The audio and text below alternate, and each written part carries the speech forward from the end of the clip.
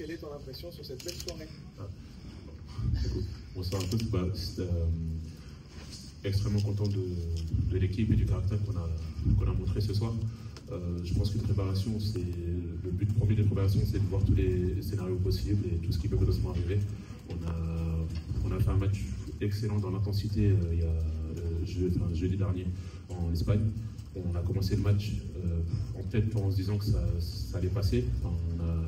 On a vu tout de suite que voilà, si on ne met pas cette énergie, cet impact, on devient une équipe vulnérable. Et à travers des habitants, quand on retourne dans nos standards, tout de suite on devient l'équipe avec des ambitions l'équipe qui veut chercher ce qu'elle veut chercher entre guillemets. Et voilà, après coach Freddy a trouvé les mots aussi à la mi-temps pour faire réagir et très content sur cette scénario.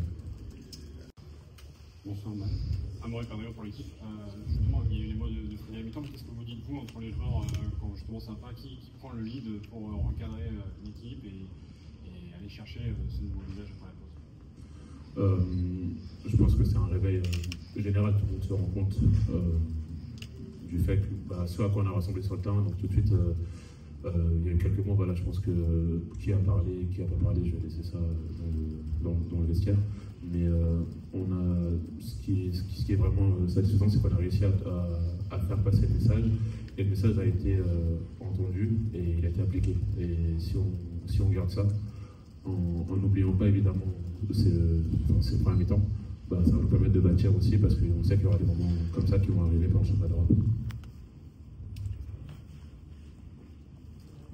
Bonsoir Alain, Christophe Rémy du Figaro. Comment toi, individuellement, tu as vécu ce match avec les fautes en première mi-temps, la faute en tout début de seconde période? Comment tu as fait pour surmonter ça? C'était pas évident. Après, je pense que un petit peu à l'image de l'équipe, je pense pas avoir trouvé cette intensité au début du match. Donc forcément, quand c'est comme ça, les coups de sifflet ils sont peut-être pas en ta faveur. Ça joue aussi, donc faut pas forcément faut rester concentré sur nous, et c'est avant tout nous qui n'avons pas mis cette intensité-là. Et ensuite, voilà, en deuxième mi-temps, malgré ce coup de sifflet, je pense que c'est important de montrer le ton, montrer le rythme dès ce retour de vestiaire. Et je pense que tout de suite, ça a lancé une bonne dynamique. Donc il y a quelques fautes, des fois elles sont bénéfiques à l'équipe. Et je pense que cette faute, malgré le fait de sorte, elle a été bénéfique. Et si je dois la refaire, je la referai.